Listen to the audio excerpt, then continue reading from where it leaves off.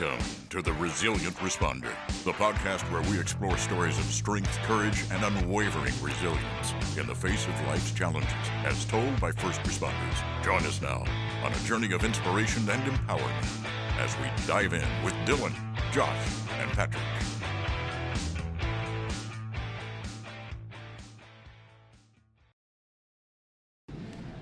Welcome to another episode of The Resilient Responder, hosted by Scars Incorporated and sponsored by First Responder Coaching. My name is Patrick Clark, and we are once again coming to you from Buchanan, West Virginia at the second annual Country Roads Fire Conference.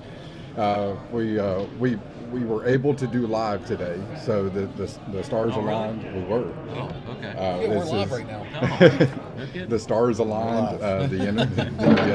The internet worked out in our favor, so we're tickled about that. We're also tickled to bring on Andy Starnes, Chief Andy Starnes, who is with Insight Fire Training, and we had the opportunity to speak briefly last night, prior to welcoming on our two guests.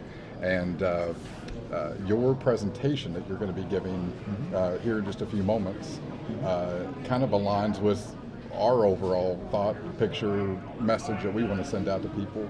So why don't you introduce yourself to people, and we'll kind of go from there. Oops, sorry. After Glenn gets it done, Can you pause? No, it's good.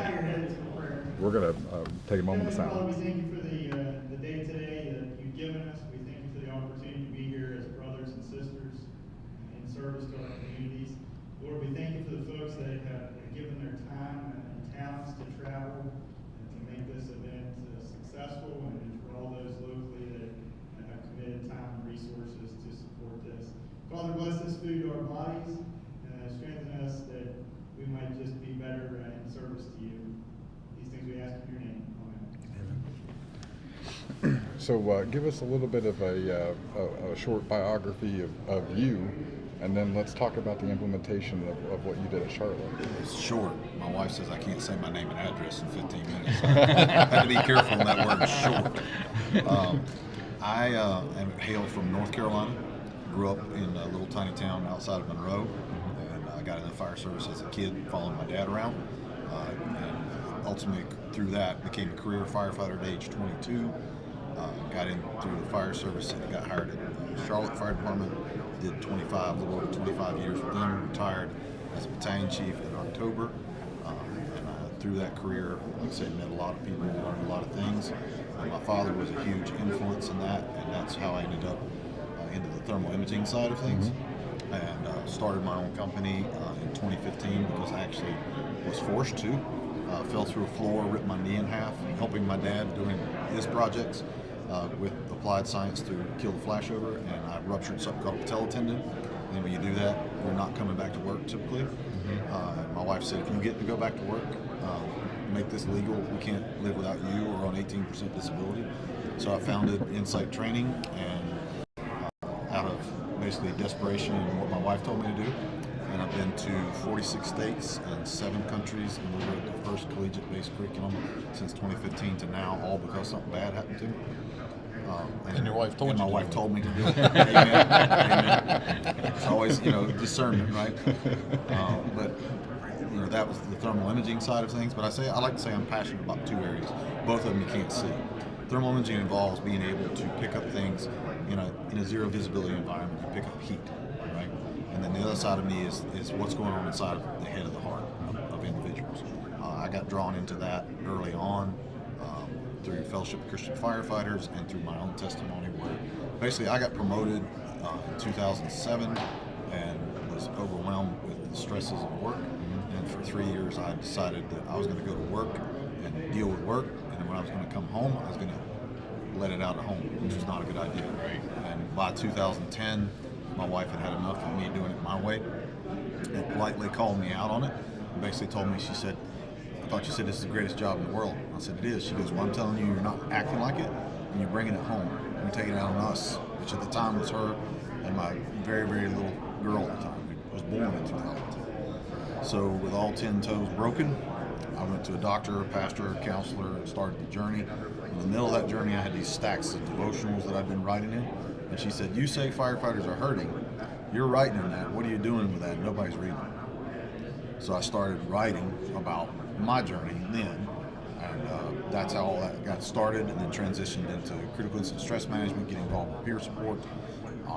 Then there were some changes in leadership and people retiring in the fire department, and I got, as they say, voluntold, tapped on the shoulder in 2000, might have been 13 maybe, 14, no, it was later than that. It was 2016. I got tapped in to develop a new program for us, which was basically taking what we had and putting structure around it.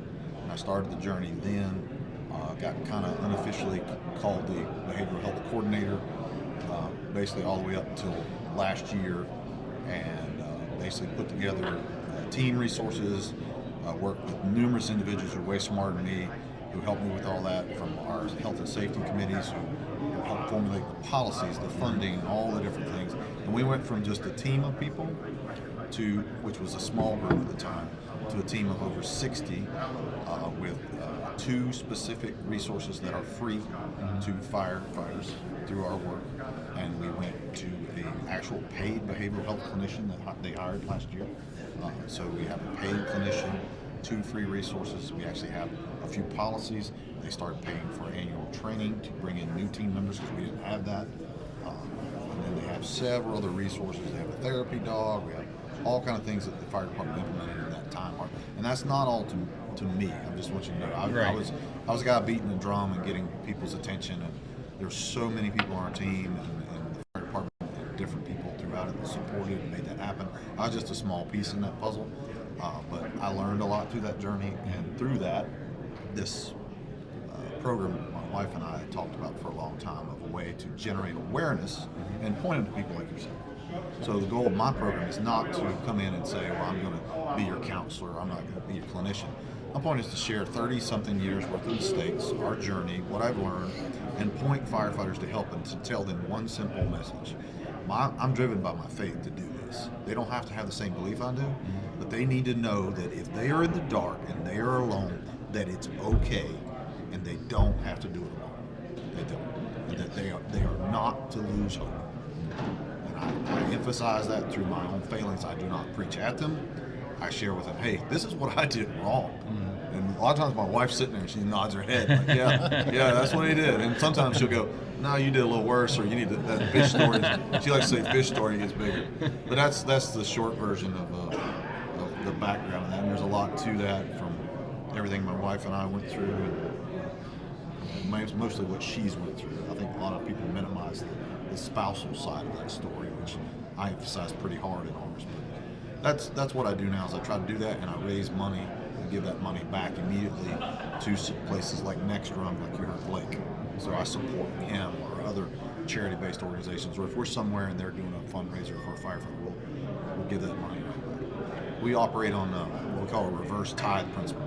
Okay. In my faith, you're supposed to give away 10% of your income. Anything above that's offerings. Well, we give away 90%. And we keep 10% to pay for expenses. Okay. So that's how. That's awesome. Wow. That is awesome. Well, that is awesome. It's not a me. It's like my company name, Insight. I don't have it. God does. He gave it to me, and I'm supposed to give it. And I'm just an instrument. So when all this started initially, and were you on the verge of divorce? Well, I mean, if you go back to the beginning of all of it, I don't know if my wife was there, but basically she's said, I'm not telling you got to quit, but I'm telling you got to do something about it. And I think it was her being married before and gone through a tumultuous marriage before. I think she saw the warning signs and was like, I can't let this get any worse. It's kind of a proactive measure on her part. And if you've ever been corrected by somebody that you respect. I'm married too. Okay. Well, if you've ever been corrected, which we all need it, a lot of times it's who corrects you, right? Yeah. A lot of times we won't listen to someone. And she was the only one that can, I always say there's 2 people that are allowed to make me mad, God and her. Because they're the only ones that I allow in that part of me. And when she said that, I took it seriously because she saw the behaviors that I didn't see. So we were in a difficult place for a lot of things. And that, believe it or not, that turning point also was the turning point during that time frame of our faith. Because we were out walking one day, and I told her about a friend of mine who got caught cheating on his wife. you have to be a firefighter. And she said, all men do it, and it's only a matter of time before you do it to me. I said, what? I'm faithful to you. She goes, I see how you behave at work. I see how you behave at home. Those are two individuals, two distinctly different ones, and I'm betting the guy at work is going to win out. And I realized, like in James, he said you can't be a double-minded man. I was, and that was part of my stress, was behaving this way and trying to come home and be a good, godly man. You know, we're all hypocrites if we're honest, right? Mm-hmm. Well, I was really playing two roles, and a lot of firefighters do that. And so I share that with them openly. Like when I began that process of letting God take out the chisel and knock off the bad parts of me, which is not fun, by the way. That's when all that changed for our marriage. Our marriage got better, and you have to understand that when my wife and I got married, she didn't want to have children at all. And through that process and that change, she came to me one day and said, hey, I'm 38 years old. I'm going to be 40 in a couple of years. If we're going to do anything about having a family, we need to talk. And I put my hand on it. I'm like, are you okay? She's like, wow. She didn't know for 2 years I had been praying about that, and I hadn't told a soul, no one, about, because I thought it was like marital divorce type material. And I said, well, why do you want to have a family now? She said, I've seen the change in you, and I believe I can trust you now. We'd been married since 2005, and she didn't trust me. And why? Because I didn't practice what I proclaimed. And I think that's where a lot of people are in life, is they, like we talk about here in this conference, firefighters doing what they're supposed to do, and they get all this training and all that stuff, but is that who we are really? Like Rob said a minute ago, would you want you rescuing you? And he was honest and said, no, I don't want me rescuing me. I know some jam up people who are way better than me. I thought that was an amazing answer.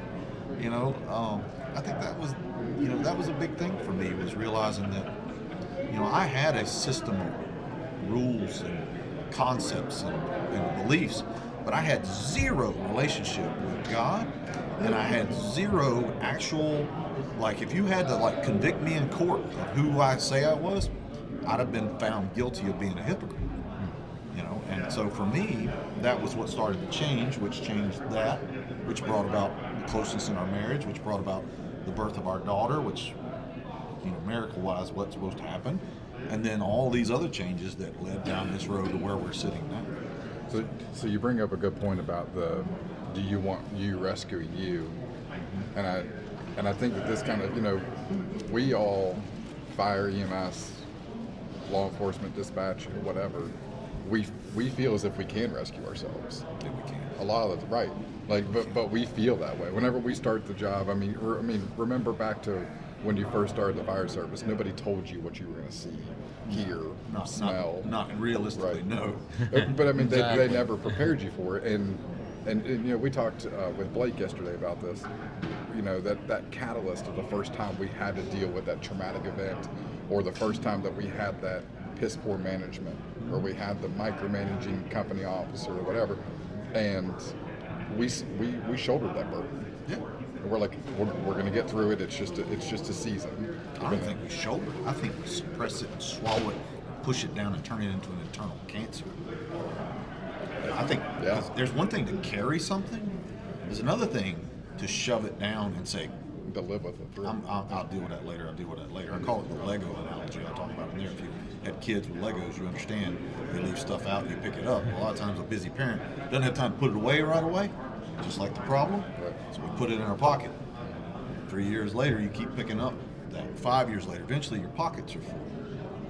Chief Rhodes has a saying, everybody has a poison filter. Eventually that filter is full, you never can clean it, and then what comes out of you anytime you interact with somebody? Poison.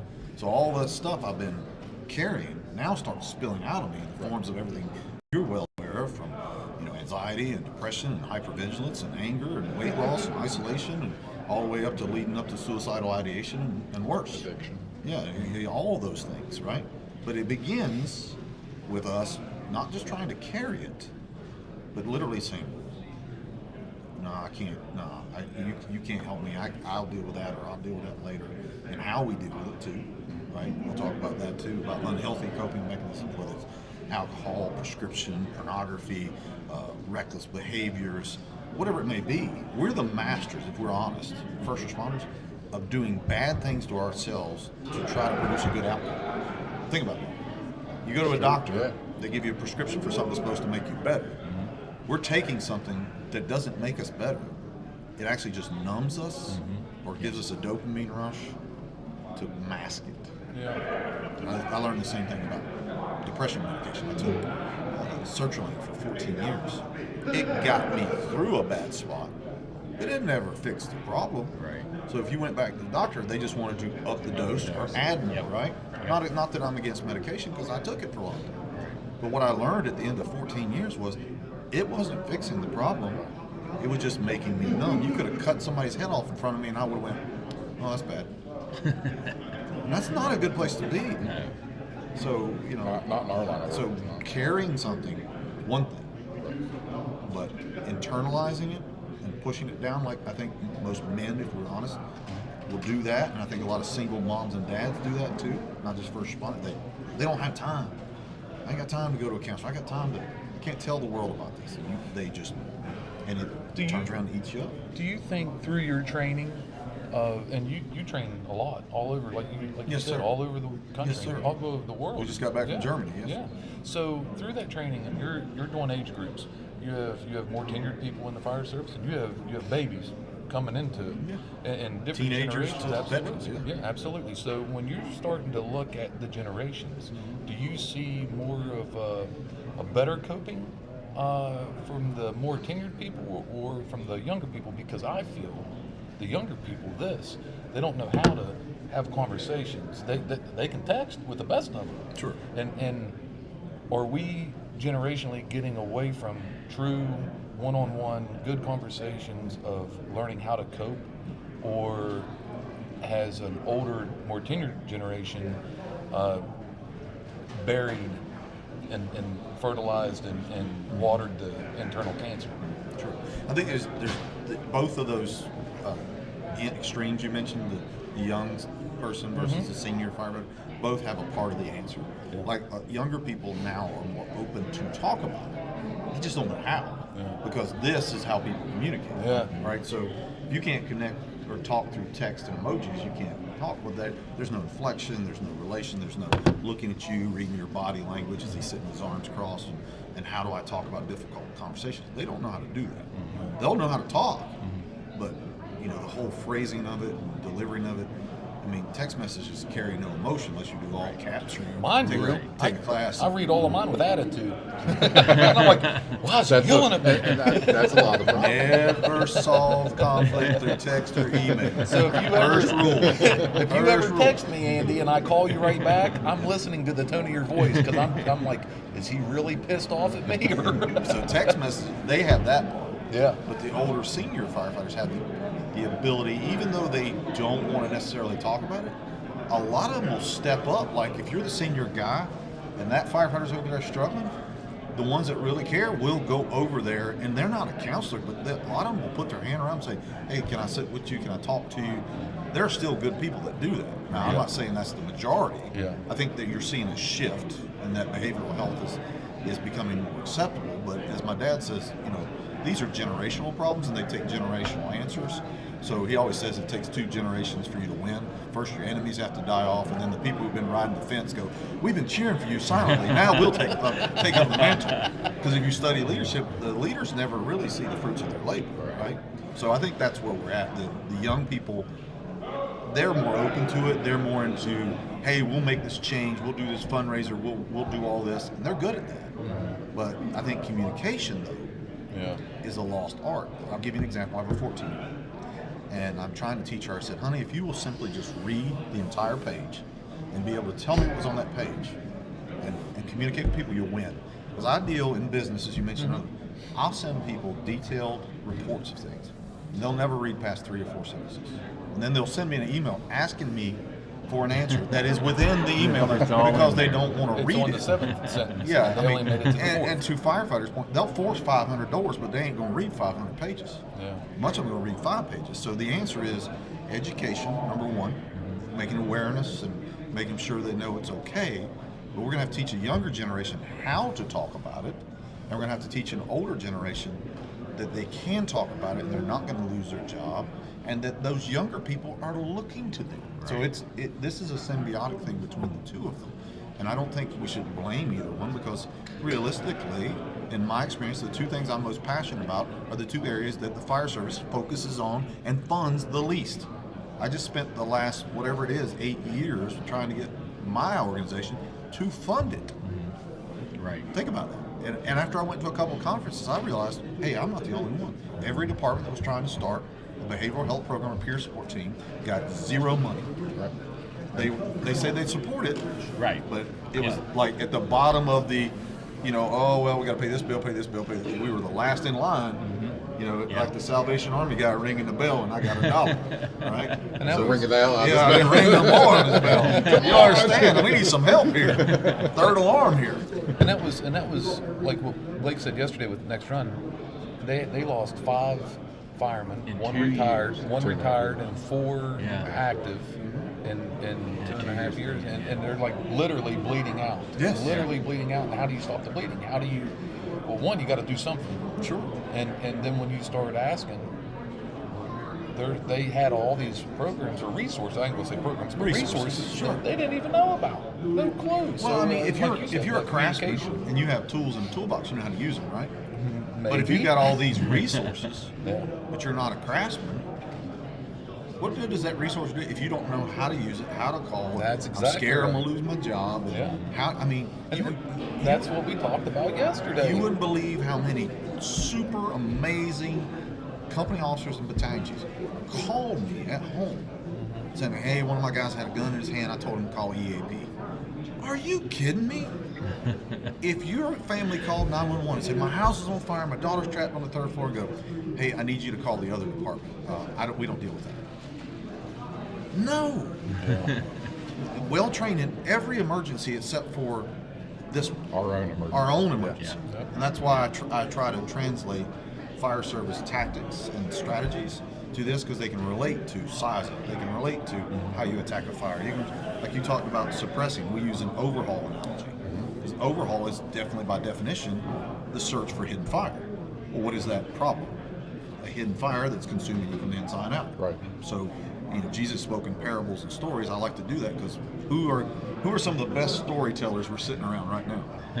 Can a fireman talk to you without telling a story? The fire was this big. It was a trash can fire. His guys are doing it. Right? Come on. So if we talk in phrases that we can relate to, right? Then that's part of that communication part we talked about. The young people know who I'm talking to, know my audience, know their background. And then when I speak to them, meet them where they're at and talk in things that they can relate to. Give examples, do active listening, all those things. Repeat back what you said, right? So that's where we're at. But to summarize, I think it's, the younger and the older are both carrying/suppressing. But I think we have a rare opportunity in this particular generation. Because whether you like it or not, gentlemen, with tragedy comes opportunity. Oh, absolutely. So I think that's where things happen. And the 3 of us had the unfortunate/fortunate, we lost someone that was near and dear to us through suicide. She was fire and EMS local in the area, and she took her life. And that really, as horrible as it sounds, that kicked us in the butt a little bit. To be like, what are we doing?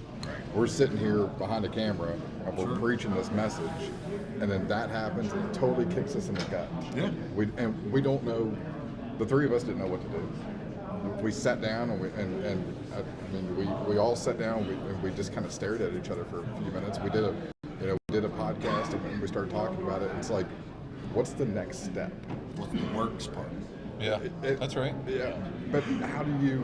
It's not only us having to deal with that and having to how to compartmentalize that and work it out in our own way, but what are we going to do next? What's going to be the next step? Who's going to be the next one that we're not ready for? Because none of us are ready for it. No. It doesn't matter how much. There's no amount of training in the world that can prepare you from getting a phone call that you lost someone that you truly love. Did you hear what Rob said when he picked the 2 random guys in the audience and said, y'all just talked You talked about you're going to Disney World with your family in the morning, and then in the middle of the night, you two are at a fire, and you hear him screaming on the radio, Mayday, Mayday. It's unintelligible. He's emotional. He's dying. Now all that training, how well does that work when we go from cognitive to emotional? Right. 2 days ago, my wife said, she was in the shower, she said, I don't feel good. I'm sitting in bed 20 feet away max. I come in there and she's hand on the wall, eyes are fixed, and looks at me and I said, let me get you a towel. She completely collapses in my arms. I'm like lost. I lay her down, kind of a controlled fall, place a towel in her head. She's convulsing.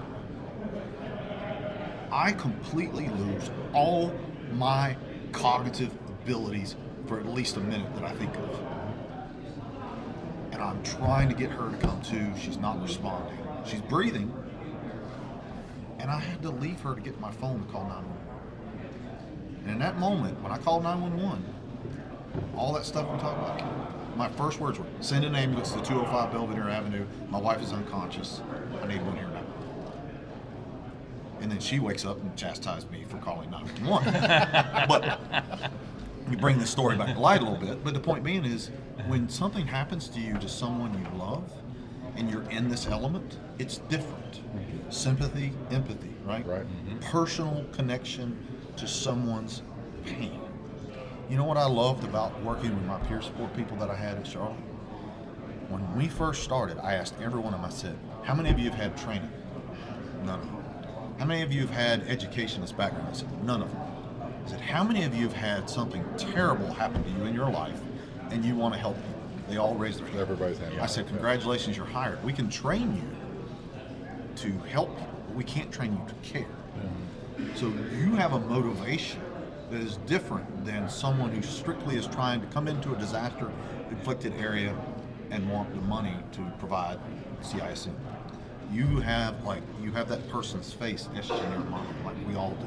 We have that in the back of our mind. I'm doing this for this person, for this reason, so that I can prevent another loss, right? Because one life saved is worth it. Oh, absolutely. And we all have that story. But I think that I developed a 3-word phrase that makes this all simple for us to understand. Broken, crushed, qualified. Those are the people I want, right? The people who have done it. Because who did he call? The sinners, the sick, the broken. Have you read the Bible? How many people he used and who they were? Very few of them were rich, perfect, and had the stellar backgrounds. Right. They were Right. all a bunch of misfits, right? Right. So I'm good with that, because those people, one, are humble, two, they've had something happen. Like when we had someone who had a child die, I didn't go talk to them. We had members on our team that had lost children. They could put their arm around them and tell them they know how they feel, and have the sheer emotional courage to say, I know how you feel, and mean it, and connect with them in a way that There's no way that you could have. no, and no Absolutely. clinician could either. God bless them, Yeah. unless they had that.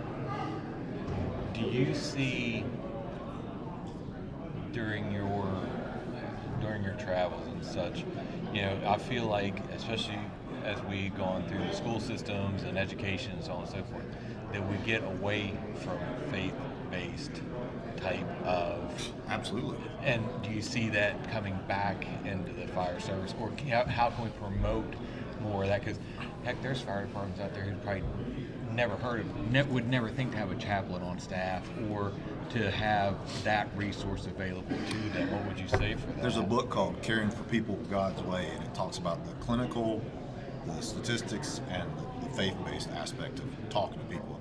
And it said that over 60% of the people surveyed in counseling preferred that their faith be involved in the counseling aspect. 60%. And that, surveys are always skewed, but the thing that I see is the world wants to have morality without the moral lawgiver, right? Right. So you can't separate the two. You can't, because every year we're going to change the rules of what is right, what's good, what's not. And what I see, and when you separate that, you're giving somebody a Band-Aid without any cure or medicine behind it. Right. And the Band-Aid just covers up the wound. Like we talked about, the medication masked my problem. It made me, able to work, Just like I take a leave every day so I can move around without a whole lot of hurting, but eventually the leave wears off. Right. So when we separate faith from all this other stuff, when you talk about healing, it's mental, physical, emotional, and spiritual. Because a lot of people, whether they admit it or not, they have a belief. So take that though, and you think of, and just in my short time in the fire service, and you too as well, think about how often we incorporate God into any conversation that we have inside the firehouse. And think about how often we actually proclaim that we even have a belief, that we even, whether or not you attend church, whether or not you, Sure. are We're not part getting of into that, right? but yeah. Right, but look at how many times in the fire service, EMS, law enforcement, dispatch, anywhere, how many times do we actually spend the conversation to include God? What is the number one verse quoted at every firefighter funeral? Every one. Greater love hath no man than this, to lay his life down. No, John 15. But to lay one's life down for his friends. They never ask if that man was a Christian or not, and they're quoting the book. What is the number one scripture that every person quotes against a Christian? Judge not lest you be judged. Have you read the rest of that? You judge everything every day. You judge whether you're going to eat that or not. The whole point is people are using scriptural based things in their everyday life, whether they believe or not. Right. You may not believe in gravity, but if you step off the cliff, Wile E. Coyote and Roadrunner, right? Eventually it's going to happen, right? And I think the end is when we try to separate these things, we're not giving people the whole thing. If faith is a part of who you are, why would you exclude that? Why? Because the school system or the organization says you can't? Do you know what the original purpose of the Maltese cross was? Yeah? Yeah. Okay. Name one fire department don't have a Maltese cross on it. Right. They go through and they're going to try to take that out. 8 points, 8 beatitudes, Sermon on the Mount. Okay? Everything we have is ingrained in that, the history side. So you may not have to believe in it, but it's a part of your history. It's a part of your foundation. And you can practice the principles all you want and say that you don't believe. Fine. I'm not going to push my belief on you. But I really think we're doing people a disservice if it is our belief and then we exclude that because of some form of persecution, restriction, or whatever it may be. Because the world's really good at telling people to stop talking about Christ, but tell them that you can talk about anything else. Right. I'm like, wait, you telling me you can do all this other stuff, but I can't simply talk about my faith? What the word? I thought you said you wanted tolerance. It's offensive in today's world. It's offensive to me on many things, but I can change the channel. Right. I can turn it off. Yes. I can. When the guy cuts me off in traffic, doesn't mean I get to sue him or get out of the car and beat him up. Right. But we have to understand that if it's a part of who we are and it makes it, then shame on us for not sharing the things that makes us care. You just share with me something that made you care, right? That's powerful. You take that out of that, then your whole ministry becomes shallow, it's insincere, it loses its actual power, honestly. Because nothing touches an audience or person more than true personal connection. Right. And how does that Being happen? genuine. Yeah, that's right. Through some Life clinical, experience, yeah. statistical... No, No. not a bit. But if you take, watching Blake's presentation last night and watching some of Rob's, and I'm very excited to be able to watch yours here in a little bit, is the emotion that's driven behind that presentation. Listening to Rob put up the picture of the guy that came to his fire academy and would do the teaching with it, and it's a picture of his locker with his gear in it. Yeah. And that's what's your last memory, and to be able to express that verbally and with how much emotion he was driven by last night, to be able to hear him talk about that and how much it hurt, and you get to the point to where people are we too big minded to think, well, we don't hurt. And We don't hurt? So I think that honestly people get behind that. It's not until you get to the point to where you are broken to where you can admit it. I pray that whoever thinks that they don't have to hurt, they'll never experience that. Right. finds out in a lesser painful way than we've all found out. Oh, absolutely. Yeah. Because Yeah. I did 5 years of ministry with something called Kairos Prison Ministry. And all we did was go into maximum security prisons, the worst of the worst, right? And I found that those men had a stronger faith in God than I did. And you know what I used to pray? Lord, I envy their faith, but I don't want to go through what they went to get it. Right. Because these men lost everything. Yeah. Some of them had went 20 years without a phone call, card, nothing, right? Right. So I think when you hear something like Rob or Blake, there's power in that, not because of their knowledge, because they got knowledge. Yeah. It's that the story I heard about a pastor. You can have passion and zeal, but you got to have depth. Depth comes from going through those experiences, right? Right. That's your testimony. Testimony. You've been through a test, right? And if you've been through all that and you refuse to share it, you're actually withholding hope for someone else. But somebody in this room will relate to the stories we share and may not give up because they'll see someone who they view as prominent, who has went through hell on earth and is still here. Right. They could be. Do you know that I have shared my little 2-minute testimony in every thermal imaging class? I start off with my 2-minute testimony, and I shared it everywhere I go, all around the world, and I didn't do it twice. And the 2 places I didn't do it, 2 people took their own lives. Really. I had no idea, no clue. I always mention at the end, hey, I'm into these things. Call me, I'll talk Right. to you about it. But that haunts me to this day. That you're called to care about people. And when you leave that out because you were hurt, I was off my game on both of them. I had something happen where somebody stepped in and interrupted, and I messed up. And I didn't get to do my little 2-minute, hey, this is why I do this.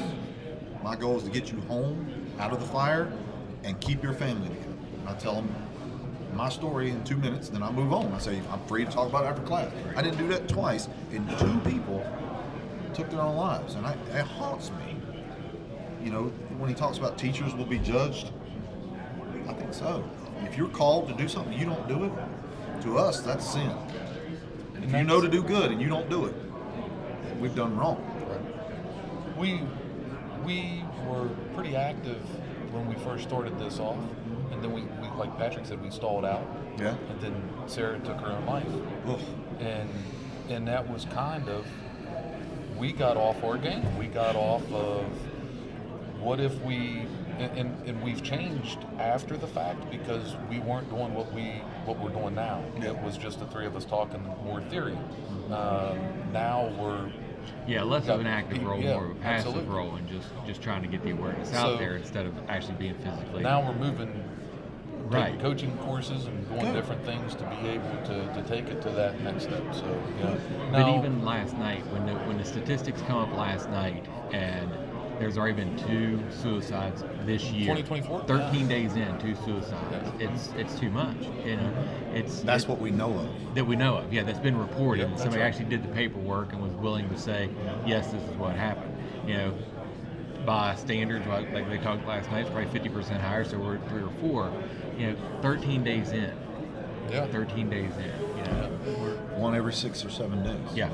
With the training, That's 26 suicides in a year if, Yeah. if we're fortunate. If we're fortunate. Yeah. Because We haven't typically been it's twice that what low. LODDs are. Yeah. but by the stats that I seen last night, that'd be a great year. Sadly, sad to say Sad. that. Sad. Sad. Yeah. But that'd To be say a that great 25 people took their own lives would be a good year is sad because that we typically would lose between 100 and 200 that we know of. That's right. I mean, Yeah. there's only a few organizations that track that. So, in some of our previous shows, we talked about training.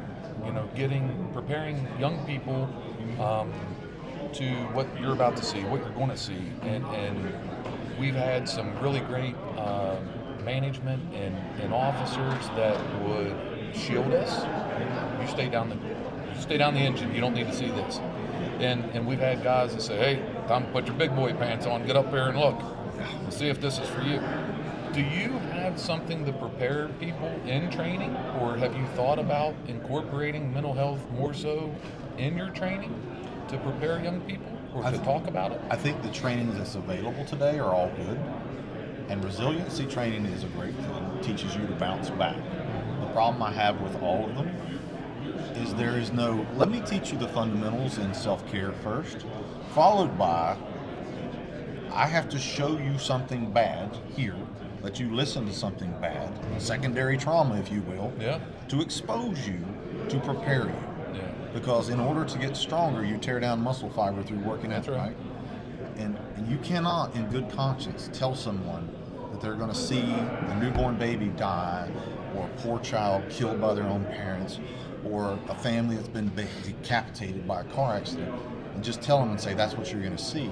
You have to prepare them through people that would come in and say, I'm going to give you a debrief on this incident. This is what occurred. This is how it affected my crew. This is how what we debriefed properly. This is what we didn't do. I think what's missing is how we do after actions for incidents where firefighters are injured or killed. We need to take significant incidents that have collateral damage, what they call potentially traumatic events, that will cause a firefighter problem down the road. We need to have someone describe that incident, go through it, and say to a young upcoming firefighter or company officer, this is your incident. This is what you're going to see. Let's walk through the steps and tell us how you would handle it. We do oral boards, we do fire problems. Why aren't we doing those? We do them a disservice because we're not preparing them to go back and say, hey, you know, you were parked at the intersection, you were doing everything right, and a guy hit your ladder truck at 100 miles an hour and was killed on impact, and you had to pick up the pieces. And you're the engineer driving that truck. How is that guy going to take that? You know, all that stuff, we can take real life incidents with people who've been through it like we talked about and do it in a potentially non-damaging way, because nobody wants to expose anyone to harm. Right? But yet, we're going to put you in a job that's going to cause you harm and expect you to be okay. That's right. The inside of your helmet says firefighting is potentially hazardous and dangerous and could be injured or killed, right? But nobody talks about what you see is going to injure and kill you. You've seen MRIs of a brain that's had PTSD or depression. Big difference, right? Huge. Okay, well, why aren't we training them for, okay, part of your company officer training is you respond to this incident. And now you have to do an after-action review with your guys and gals, and then we're going to bring in the peer support team. 30 days you need to do a follow-up, because after 30 days, if things are still bothering them, after 30 days, theoretically, your brain's supposed to reset. They're getting good sleep, and they're not. And you start seeing these changes, then shame on us for saying, okay, well, engine XYZ saw 8 pediatric deaths in 7 months, and we didn't document or follow up on them because we didn't know what to do. I can tell you what you're going to know what to do. You're going to have somebody addicted on opioids. You're going to have somebody going through divorce. You're going to have somebody going through alcoholism, and you're going to have somebody take their own life. That's going to be the side effect of not preparing people for seeing that over a cumulative of years. Know how to approach it. And that's the reality. What you're talking about, Chief, is the reality. The other reality is in fire officer training that the state requires in this state, we talk about creating budgets. So as much as we don't talk about mental health, we don't talk about debriefing, we don't talk about the things that are the head and the heart and the mind. We talk about how to allocate funds, which is also important for management. Yeah, absolutely. That's important too.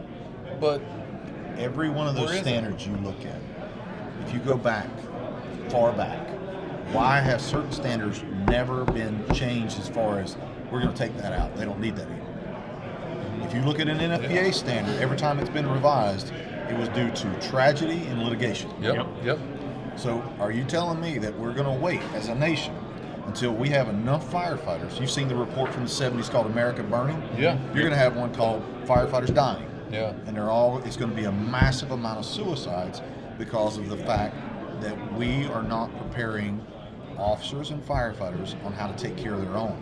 You can have a peer support program, you can have CISM, you can have clinical resources, but the care begins right here. That's right. And if it doesn't start right here, kitchen table, it's not going to work well when they get to the clinician's office, right? Because they don't want to go there anyway. One of the things that I read in one of your articles, I'm pretty sure it was in Firehouse, or I apologize for not knowing the exact one, but you talk about the kitchen table. That's one of your well-known talks is regarding the kitchen table, and that was one of our catalysts behind doing that. And how do you make I don't want to say make, how do you encourage the conversation at the kitchen table to start to make it to where it's known, to make it to where it's, when you come to this table, it's okay. When you come to this table, it's all the emotion, all the hurt, all the everything. Leave it at this table. Work with us. Let us work with you, or whatever it may be. But develop that kitchen table to kind of make it that safe space. And Blake talked about last night.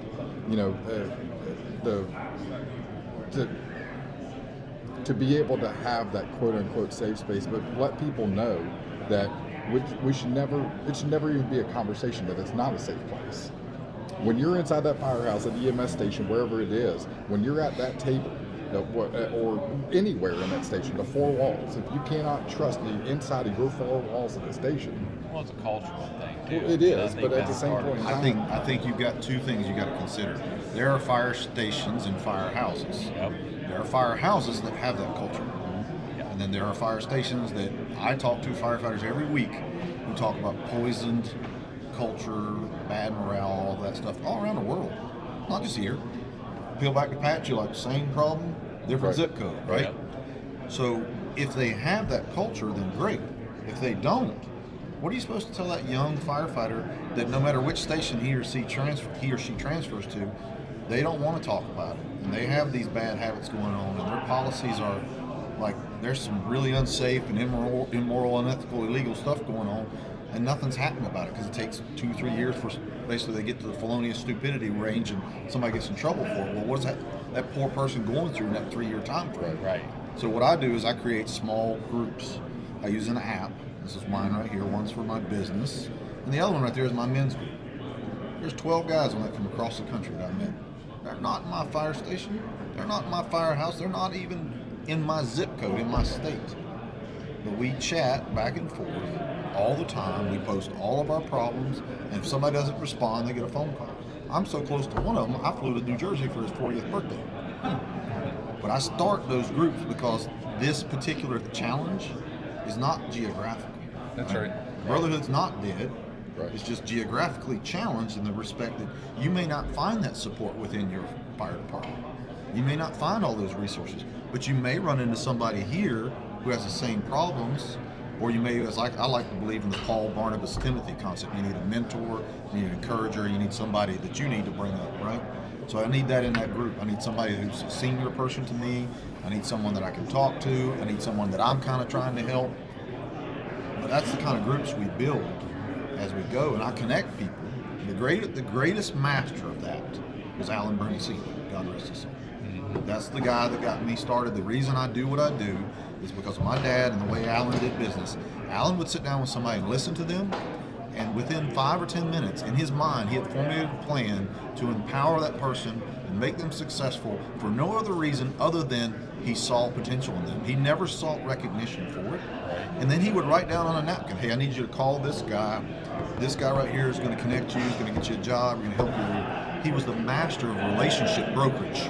You know how insurance are brokers? Yep. He would broker relationships in such a way that if they called and they said, hey, Alan Bruncini said I should talk to you. Well, sure, whatever he says, right?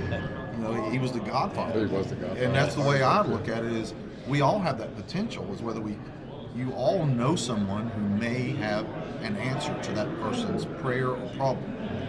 And when you're listening, we should do active listening, but we should be thinking, I don't have the skills for this, but I know John could give this guy a good opportunity. This guy could listen to him. This guy could be a good sponsor for him.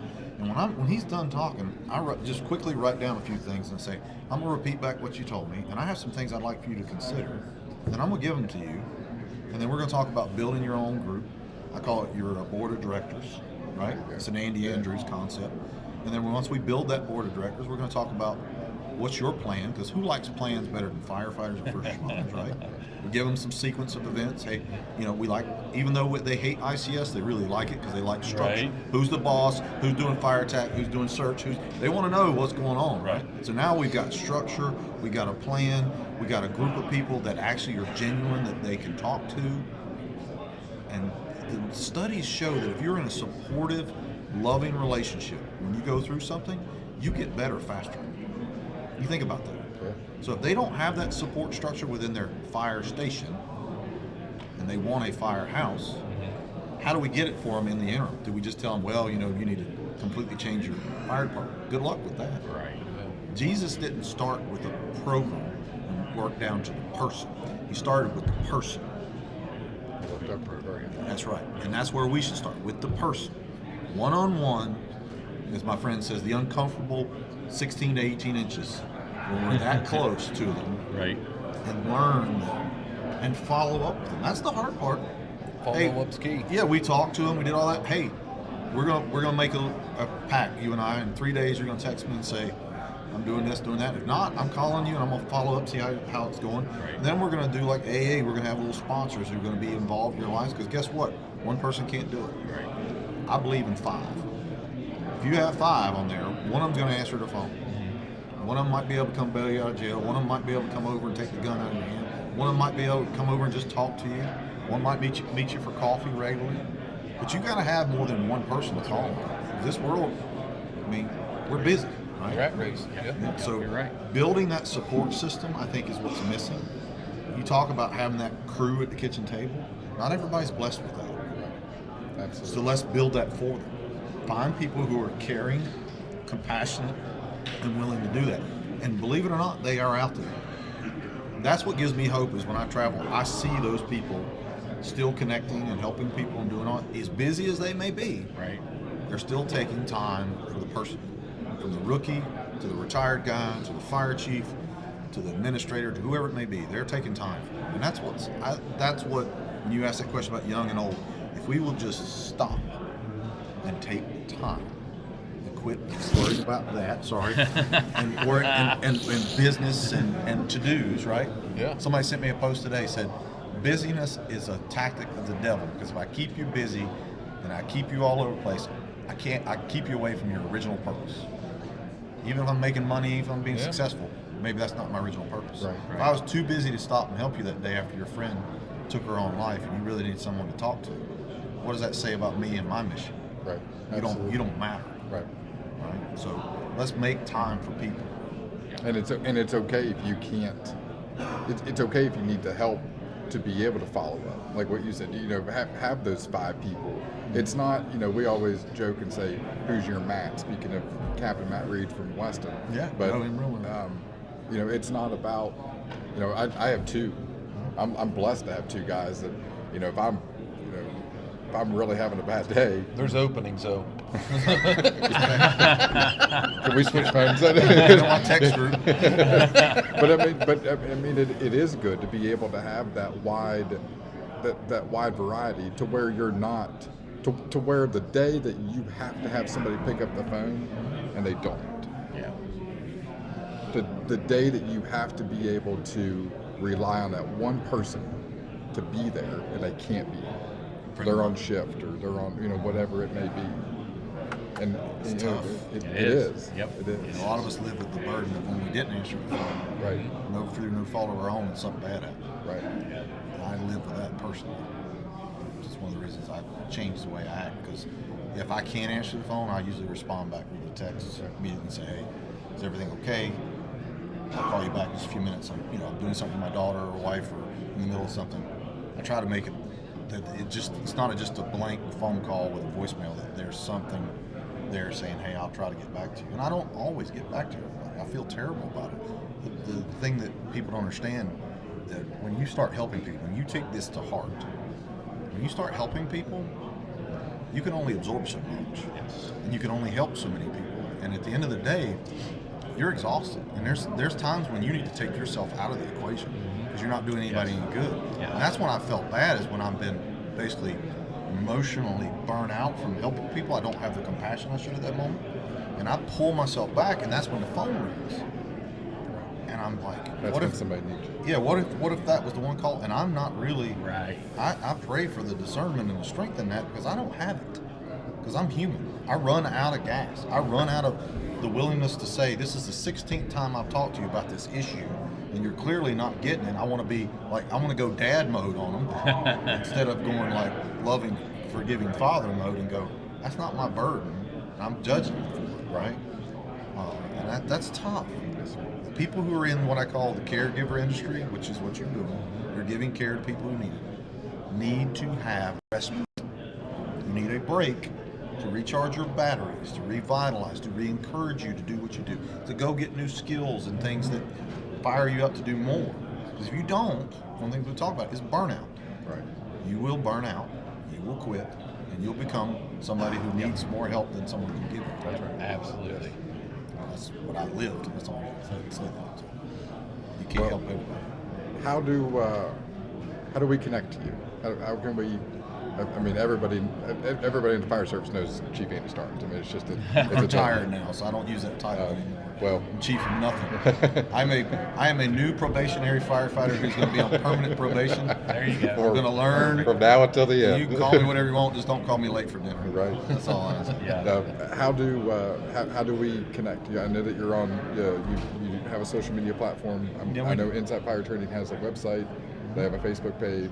We're very active on social media, unfortunately. Well, no, that's. I have a personal. Sometimes it's a bad thing. Well, I have a personal Facebook page, which is probably it's just Andrew Starnes, which is if you want to reach out to me personally, if you're looking for thermal imaging stuff, then my stuff's everywhere. InsightTrainingLLC.com, and all of my instructors have pages now. The lead instructors are building, but I have Thomas Anderson, Joey Baxa has a page, Tim Mills has a page.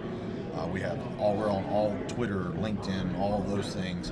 You can find us there, but if you want a personal connection, you need to reach out to me. You can go to my website and hit my contact us. It has my phone number on it. Just don't call me after 10 o'clock unless it's a true emergency, because my wife will kill me. And I have a Facebook profile that anybody, it's a public figure profile because they limit you to 5,000 people otherwise. And, so I have to play by Facebook rules, but you can reach me there. But my phone number is on my website. Everything's out there. But I would just say this: don't think you have to talk to me to get help. Right. Talk to people like Blake, the next rung. Talk to, Dina Ollie is an amazing resource with what she does in North Carolina, first responder peer support. There are groups sprouting up everywhere that are doing what I call the one-on-ones, not the inpatient treatment. There's a lot of that. But the peer support aspect, the encouragement of others, there's a lot of guys and gals doing that now, and I'm thankful for that. But just don't put all your eggs in one hope basket, because I'm not him. Okay, I'm a limited, flawed, failed human being, which you'll hear about here in a little bit. And I'm not going to be the answer to all your problems, but I will do my best to get you help and point you in the right direction. Because that was the beauty of knowing people who have the answers, is who to call. Right. You don't have to have them. Yes. So yes, I will gladly connect and talk as much as I can. But like I said, the problem I have is I feel terrible that so many people are in need for stuff, and it's a balance, because then you need to tell everybody who gets involved this following statement. If you're going to help people, when the phone rings, it's going to be on your daughter's birthday. It's going to be when you're taking your wife out for her 20th anniversary. It's going to be when you're having a moment of sheer privacy with your wife. It's going to be when you can't talk, and that's when they're going to be sitting there holding a gun and a bottle, and they're going to have the note written. That's when it's going to ring. So if you're going to do this, you better talk to your spouse, your loved ones, and say, I'm committing to help or answer this phone line or do this. And when this happens, I'm going to need your understanding that I'm going to have to answer that phone. I'm going to have to step away from it. Because if I don't know what the collateral impact or damage may be. Because the studies show if we just show up, most of the time they won't do it. Right? So presence is our answer. So in order to be present, we have to stop what we're doing and make them important in that moment and not place them second. And it's tough. So that's just all I would ask. Well, I hope we can do another with you at some point. Joey's got Joey's pacing back and forth. Pacing over there. I'm late already. Yeah. But great conversation. I'd love to dive in further. I can't wait to hear. I'll give you my card. Yes, absolutely. Yeah, please. Thank you. Guys, again, thank you for joining us on another episode of Resilient Responder. Chief Andy Starnes joining us and showing the vulnerability and the emotion with it. If you guys have questions, reach out to us. We can definitely get you connected with him, or if there's anything that any ideas that you have even to help us as we continue to grow and spread this message. We appreciate it. But until next time, guys, we'll see you. Thank you. Well, tell me.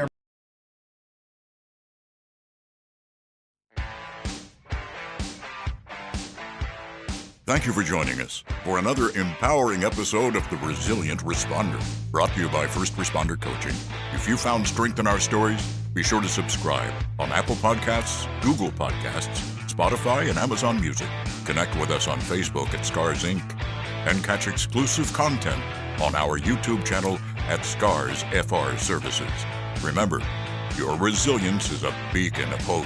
Keep rising, stay resilient, and until